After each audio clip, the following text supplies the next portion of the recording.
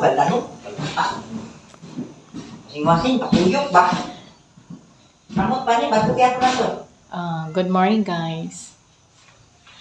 Hello, guys. Good morning. Welcome to my vlog, Festimate Vlog. So, another day, another vlog. So, for today's video is nag-iingay na naman si Mother doon kasi busy na naman siya kasi para sa kanyang mga apo na mag-prepare na for school today. Oh, 'di ba? Nagbihis lang isa. Yung isa nakabihis na nandun sa itaas. Oh. Yan yung ingay. Siya yung nag-iingay doon sa itaas ng bahay. So, I woke up like this. So, tapos na silang kumain, guys. Ako na lang ang hindi pa kumakain ng breakfast. Uy, kuya, ang ingay mo talaga dyan sa hagdanan. Dahan-dahan naman. Say hi to my vlog. Paglakaw, pag-ani ko ma. Naghihingi na sila ng kanilang baon. Hoy, yung baon nyo na snack, na biscuit. Nana? Nandun yung bago. Ha? Wala na dayo ng dishmill na ulot. Hala, sinong nakaubos ng Dutch meal? Si Tula. Si Thomas pala. Ikaw pala yung Thomas. Derek. So, ang ulam ko ngayon, guys, is leftover kagabi na daing na bangus. So, meron pa yung ititira. Kakainin ko pa yan. Oh, ayan. Ganito kami sa bahay, guys. Maingay pag magpe-prepare na ang mga kabataan dito for school. So, ayan. Oh, mag-wear ka na ng medyas. No, yung isa naghihingi ng baon. So, ayun si Mother. Nagbibilang si Mother ng kanyang ibibigay na baon sa ating pamangkin. So, kain tayo, guys, ng toasted bread. So, leftover din ito na bread. Bye. Pinutoast ko siya. Bye ta. Nilagay ko siya mag-bye. Wala pag-ani na. Wala. Naka. Naman. No. Wala man ka na late. Wala man ka na late. At saka, nagsinangag ako ng Wala man ka na late. rice. Anda. Tara na, gaya maning unggoy sa...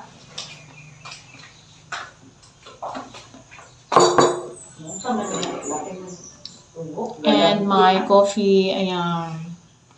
Yan.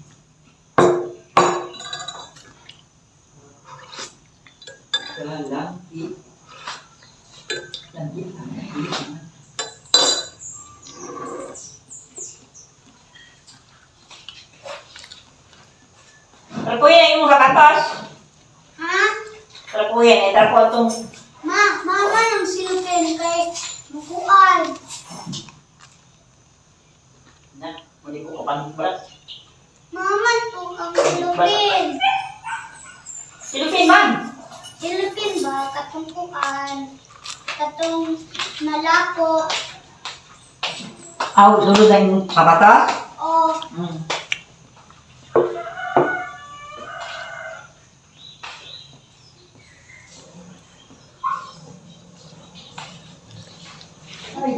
Magtutupras pa muna daw si Mother.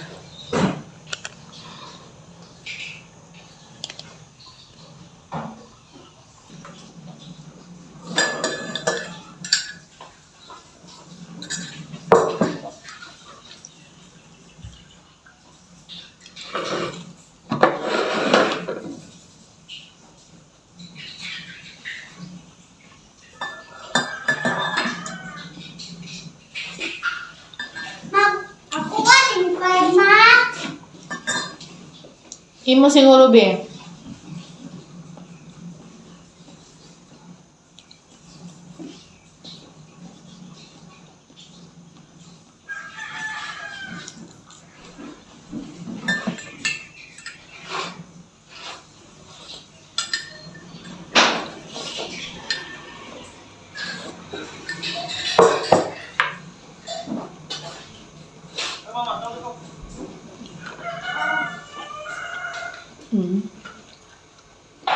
Napagod. Nasubuhan sa toast. Balon. Balon? Ay, imong balonan, ma! Asa ang lunchbox Ay, ni... Mare. Ah, okay na yan. Yung water. Yeah, sure, ang feeling the water. Kada, ino to sa manaka natin siya to. Ma! Ay, ito daw mo ni. Tatang mo. Ha? Ito daw sa school. Ito daw mo sa motor. O, dati bakit?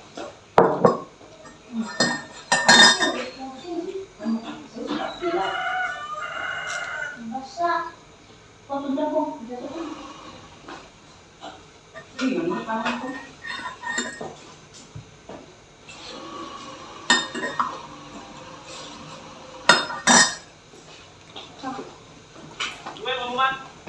Mangihis ako, minutes lang. Coming na! Laka na. Sige, laka na. Hinahinay. Mangihi! Mangihi! Oh, Mana naman ko, pag mangihis ako. Mag-duty si Tito, be? Ano?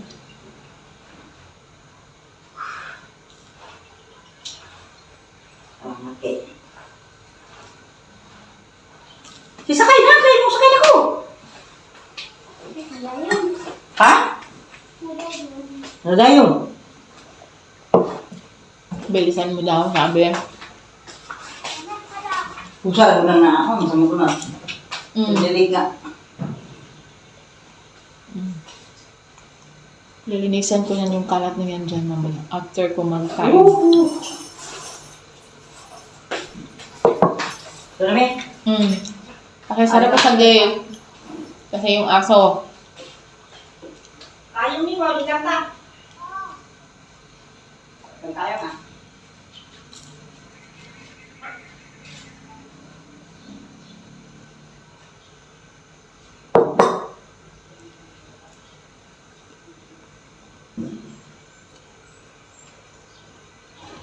Ganito kami sa bahay, guys. Lalo na pag merong mga pamangkin ko na dito muna sila magstay. Especially ngayon na nandito pa rin nagstay ang anak ng aking kapatid na yung mother ko ang nagbabantay sa kanila. Kasi dapat kasi doon sila sa kanilang bahay. Busy man ang kanilang mga parents. Silang dalawa kasi nagtatrabaho, tapos yung asawa ng kapatid ko is nagtatrabaho siya at the same time nag-aral siya ng caregiver. So, super duper busy. So, na pag-isipan na lang nila na dito na lang iiwanan yung mga anak nila sa bahay ni Mother Dear. Para at least naman si Mother Dear malapit na ang access doon sa school, kasi malapit lang naman kasi ang school dito sa bahay ni Mother Dear. So kaya ganun ang mga pangyayari every morning. Ang ingay-ingay talaga. Kasi mga lalaki pa naman yun. So ganun ang way of dealing each other. Yes. Lalo na yung mother ko, ang taas-taas talaga ng boses. Feeling mo nagagalit, pero ganun talaga ang estilo ng kanya. Ganun ang aking mother. Ha? Ba?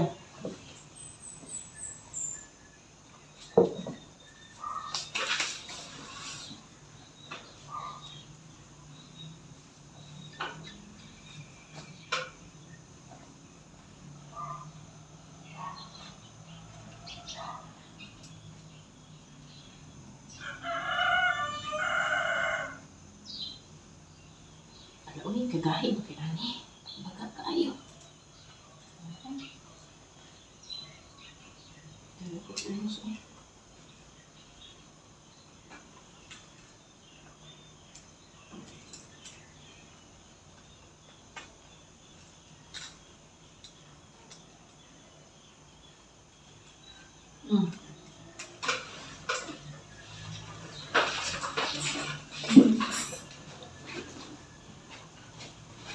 Isara ang gate nga, di makasulod ang ero.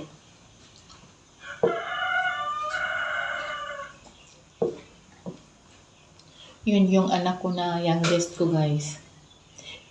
Going to school na rin yun.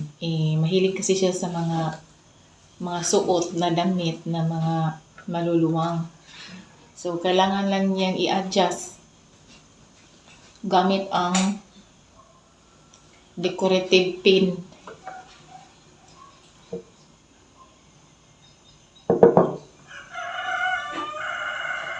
Sulit na sa kanya yun. Parang ganun ang mga setup ng kanyang mga damit.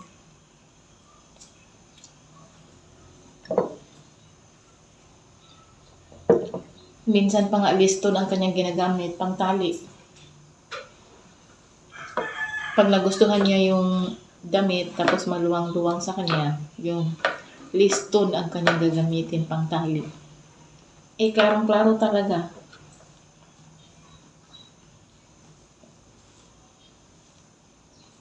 Sabi ko sa kanya, buti na lang hindi siya binubuli sa school. Sama? Wala, sabi ko, buti na hindi ka binubuli sa school. Ano man may? Marami daw sila na ganun. Buti naman, marami kayo. Malapit lang din ang kanyang school dito, grade 12, senior high school. Ang school kasi namin dito na malapit sa amin is elementary school, high school at saka senior high school. Public school.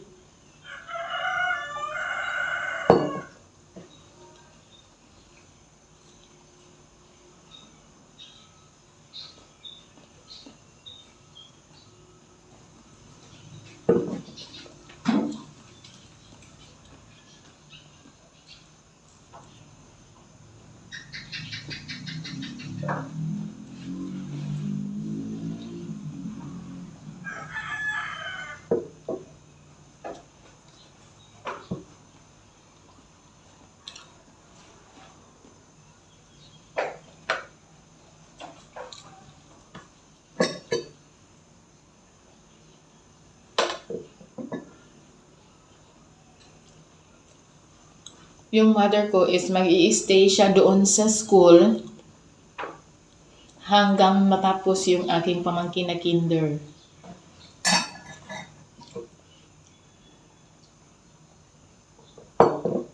Kasi pang morning session yung isa kong pamangkin. Yan yung palaging natin ni Mother Dear. At saka yung isa naman is grade 2. So whole day siya doon sa school, yung grade 2. Tapos nagbabaon siya. Pinabaon namin siya ng lunch kasi mostly kasi dito sa amin is during lunch time is umuulan.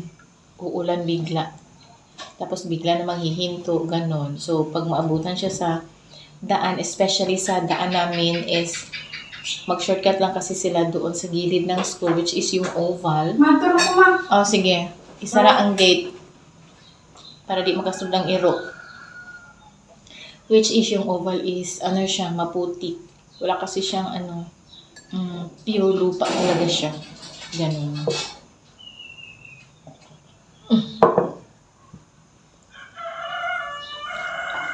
So, kawawa naman yung bata.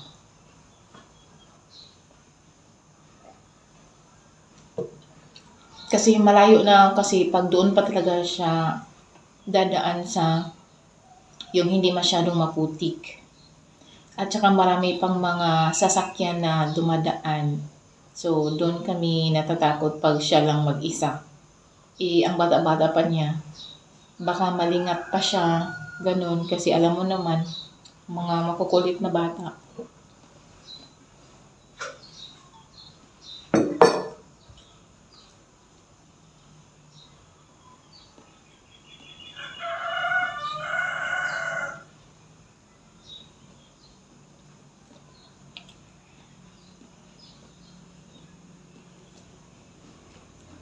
Masarap ang toasted bread, guys. I-try niyo sa bahay niyo.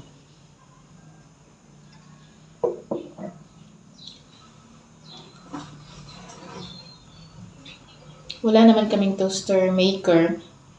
Ang ginawa ko lang is, doon ko siya tinotoast sa frying pan namin.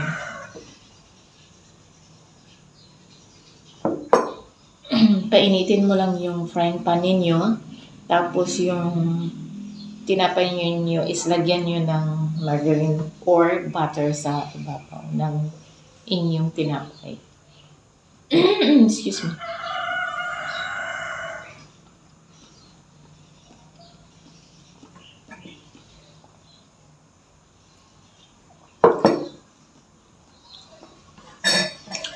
Malapit na maubos ang aking coffee. Nakikita nyo ba?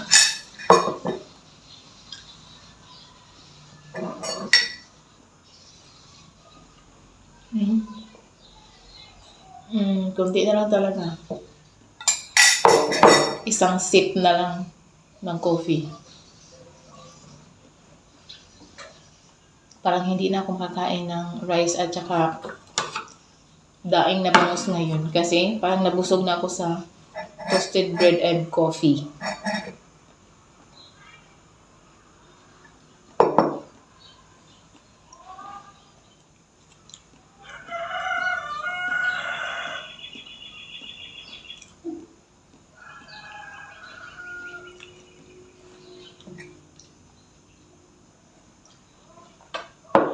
Unti-untiin ko muna.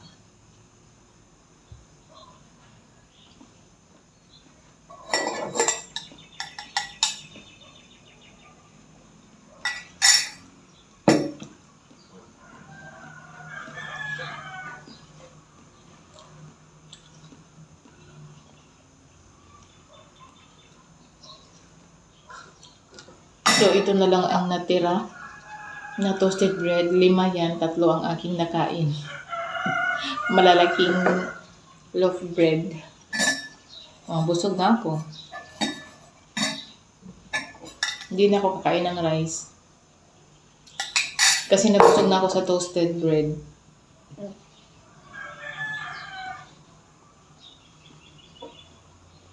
So, after this is mag-isip ako kung anong gagawin ko. Magpipintura ba ako doon sa kusina? Kasi meron pa kasi kaming 1 liter na pintura na kulay blue na nilagay namin dito sa aming sala.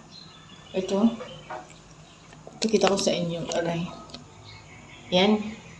So, meron pa kaming yan meron pa kasi kaming kulay blue, royal blue. Sayang naman kung hindi ko siya uubusin, gagamitin. Baka matuyo lang siya doon sa kanyang container. So, mas mabuting ilagay ko siya doon sa kusina namin na ganito din na klase na parang alignment, kumbaga.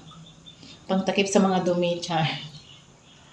Mga almost 1/2, more than a half of the container ang meron pa doon. So, sayang naman yun, di ba? So, yun ang i-apply ko doon sa mga gilid ng aming walling doon sa kusina. So, sana magawa ko kasi marami pa talaga akong mga gawaing bahay na hindi ko talaga siya matansya, char. Pero dahan-dahan lang talaga tayo, no? Ganun talaga ang ating mga gawaing bahay. Unlimited work dito sa bahay. Hindi talaga yun matatapos. Paulit-ulit talaga. So, yun ang aking mga content dito sa aking YouTube channel. And please subscribe, like, share, comment, and click the notification bell for more video updates. So, that's all for today's video, guys. Thank you for watching. Bye!